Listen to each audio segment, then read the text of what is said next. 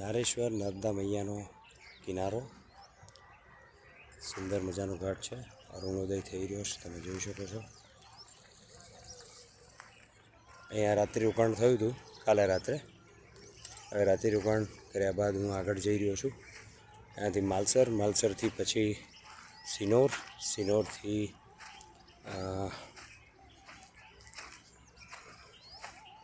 સિનોરથી વાયા કરનાળી તિલકવાડા, અને તિલકવાડા પછી ગરુડેશ્વર, એટલે ઉત્તર વાહિની નર્મદા પરિક્રમાના માર્ગમાં જે શિવાલયો આવે છે તે, અને ત્યારબાદ ત્યાંથી હાફેશ્વર, અને હાફેશ્વર પછી